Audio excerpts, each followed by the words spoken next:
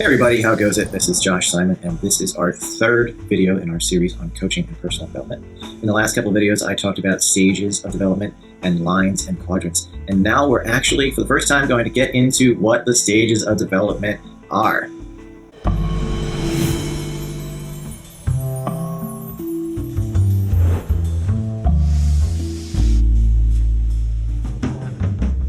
So what are the stages of development? There are a lot of studies, there's a lot of research in the field of psychology about psychological development of people, and there are a lot of different ways people look at stages of development and name the stages of development. So we can't really talk about all of them because there's just too many. So we're going to pick, and personally, the ones I use, the ones I pick, are the ones that were developed by Claire Graves and Don Beck, and they are famous for their system called spiral dynamics. Spiral dynamics looks at stages depending on colors. They basically name the stages as colors. Now, the order of the colors doesn't really make a whole lot of sense in spiral dynamics, but once you get to know the colors and remember what they are, then you just kind of get fluent with them. So what I'm going to do here is I'm going to walk you through the colors of the stages as per spiral dynamics. But I'm going to do it in the form of a story.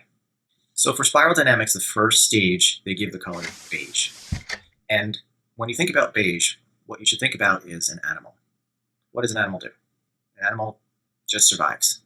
An animal takes in food, an animal gives off waste, an animal pretty much just goes about its business and interacts with the environment. It's kind of like the famous psychology lesson that they always give on the first day where they talk about the brain and how the brain is set up to do basically the 4 F's, right? Fighting, fleeing, feeding, and reproducing.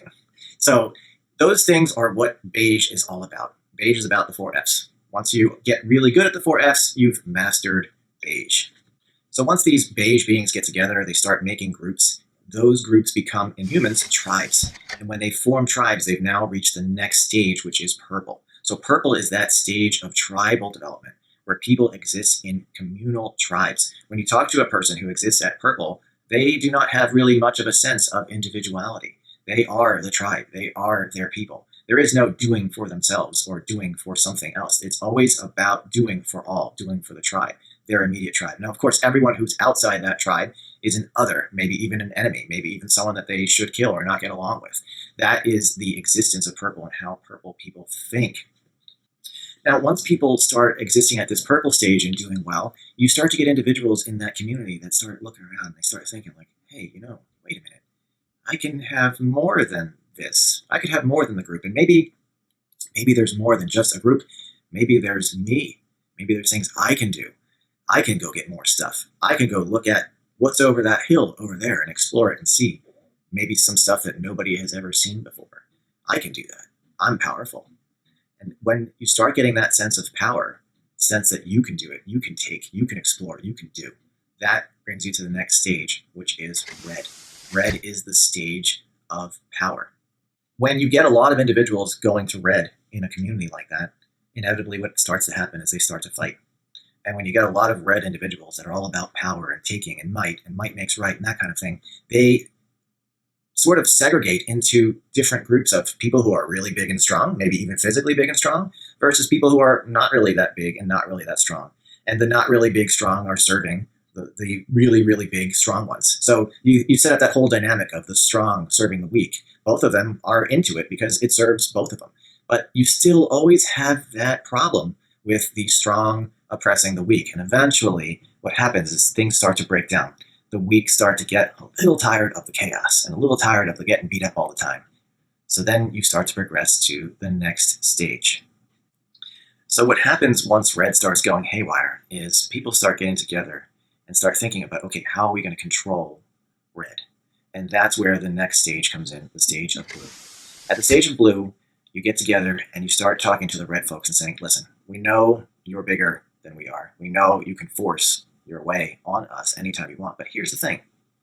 When you die, you're going to go somewhere and you're going to meet something that is even bigger and badder than you are. And that thing is going to kick your ass. So maybe you ought to not be so mean and not be so terrible to people while you're alive, especially people who are weaker than you.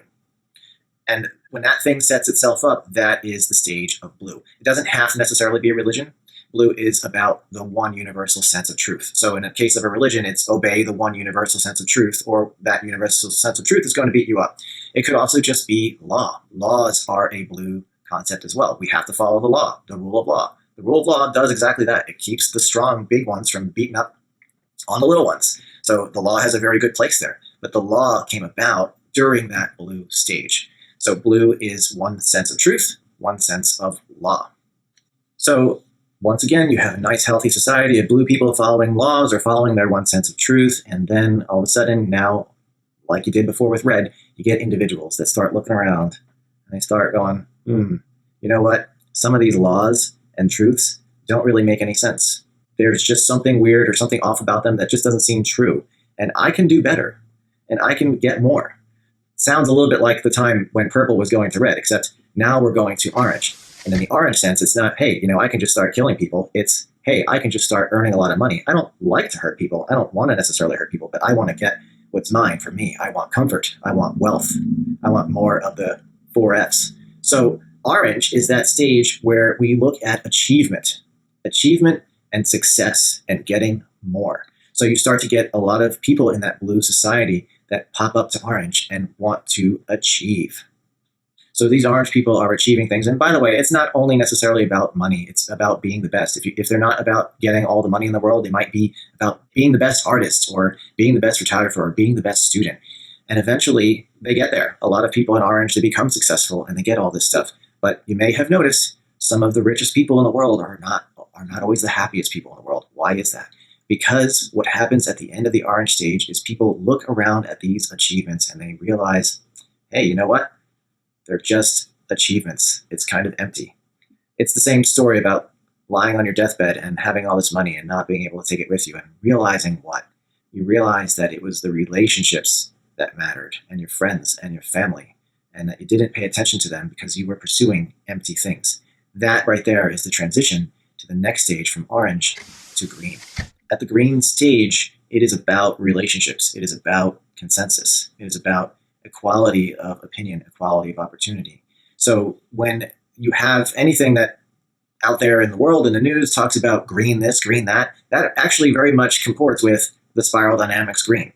Green is about this universal gathering, this universal opportunity, this universal equality. And green is very communal once again. So notice we're shifting between individualistic stages and communal stages, back and forth, back and forth. But the problem with green is that it does give equal voice to any idea, no matter what the idea may be, no matter how reprehensible the idea may be. And it has no judgment about that. The other problem with green is that they will love you and accept you and take you in as long as you believe everything like they do. And while they're saying that they will take anyone and they will love anyone and they will accept anyone, they will take them, love them, and accept them as long as they believe like they do. So green eventually starts to collapse in on itself. And at that point, we now have a revolutionary transformation. The next stage is not just popping a single stage, it's popping like a tier, where you're not just going from orange to green, one of the miniature stages like that, you're going up a large stage, a large transformation. And here's why. At the yellow stage, you no longer see your stage as the only correct one. You see, before that, and all these other stages before, from beige all the way up to green, each stage believes that it is the only way to be, and that its mission is to eliminate or dominate all the other stages. But at yellow, there is a realization that all of the stages are actually part of a single system. If you think of it like a machine, and the machine has multiple cogs that revolve against each other, each of those different stages are really other cogs in the machine. And the point is not to get rid of one, because then the machine doesn't run. The point is to get them to work together in a healthy manner. So yellow no longer looks at things as a right point of view or a wrong point of view. Yellow looks at things as a system, and how can I get the system to run? The conflict between the stages that are killing people at those lower stages, yellow sees that as a necessary thing to advance the entirety of humanity and the cosmos and everything. The conflict is part of the system. The stages interacting with each other, having harmony and conflict is the engine that drives everything forward. So it is no longer about what is right and what is wrong from a hierarchical point of view, like I'm bigger than you are, I'm more advanced than you are. It is right and wrong from a sense of what's driving things and what's holding things back. And yellow looks at things like that from a systematic point of view. Eventually, yellow really gets preoccupied with characterizing all these systems and learning as much as it can about all these systems. And what it finds is that there's just too much there. There's too much to learn about. There's too much to know. There's just no way to really change an entire system yourself. You can't do it alone. You need others with you to do it. And that is the point where yellow becomes turquoise. At that turquoise stage, you no longer think about changing the system by basically manhandling the thing. You think about changing it one way at a time, one person at a time, one deed at a time, because you're part of the system, and the system is bigger than you are, and the system is more complicated than you are. You're never going to be able to learn about the whole thing. Learning about it is good, but you're never going to be able to learn about the whole thing. And you just become somewhat more peaceable about what you can and can't do, and you accept it. Now, there are stages beyond that that maybe we haven't discovered yet. But at that point, when we're talking about turquoise, very few humans have actually reached that point. So that's about where we're going to end our discussion on stages. So we ran through the stages, right? We did this stage walkthrough. And the stages really talk about how a person develops throughout their whole life, well beyond the age of adulthood. And remember, we also bring lines into this. People are not stages. So a line can be at blue. A line can be at purple or red or beige. A line of intelligence that we talked about in the last video, such as book learning or kinesthetics or musical talent, can be at any one of those stages. So people are not colors. People have multiple colors within them, of the multiple lines within them. And those are different than another concept I'm going to introduce to you, the final one here, I promise, and that is the concept of states. States are not like stages, and a lot of systems confuse these two things. You, as a human being, have access to many states all the time. I assume, by watching me here in this video right now, if I haven't put you to sleep, you're awake. That's a state, the waking state. Look out the window and you start to daydream. That's another state, the state of daydreaming, which, by the way, is not that different from the dreams you have when you're lying in your bed sleeping, right? The dreaming state is another state, different than waking. And if you sleep long enough, you'll eventually get to the point where you stop dreaming and you'll go into a dreamless state. So those three states right there are states that all humans have access to all the time, right? Waking, dreaming, and dreamless sleep. There are other states that you can get into, such as being hypnotized or meditating. There's all different kinds of meditation techniques. Those produce different states in people. All of these states are natural. You may be driving along the highway and then you kind of wake up and realize, oh my gosh, I don't remember the last 20 minutes of my drive. What happened? That was a state of hypnosis, road hypnosis. So these states are natural, and there are also unnatural states too. You can take LSD, you can smoke marijuana, you can eat mushrooms. Those things will put you in drug-induced states, which are states nonetheless. So all of these states are accessible to all of human beings. Whether you do them naturally or you do them unnaturally, you all have these states. States are not, as some places try to convince you, states are not an indication of how advanced you are. Stages are. States are temporary. They change all the time throughout the day.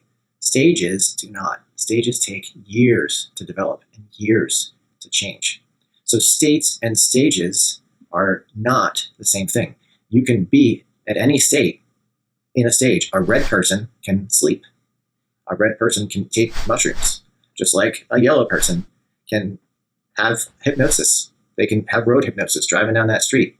Same old thing. Any state can be experienced by any person at any stage. So the two of them are not the same. You got to keep those things square so that way you don't confuse them. All of your experiences, every experience you have, is seen through the lens of both your stage and the state you're at in that moment. So all of these different states and stages together can color your experience. They do color it. All of your experiences are governed by what stage you're at and what state you're in as you experience it. Thank you, everybody, for listening this far. I really appreciate it. Please don't forget to like and subscribe. We have some good video series going here, and I want to continue making them, so check back periodically to see what's coming new. Thank you.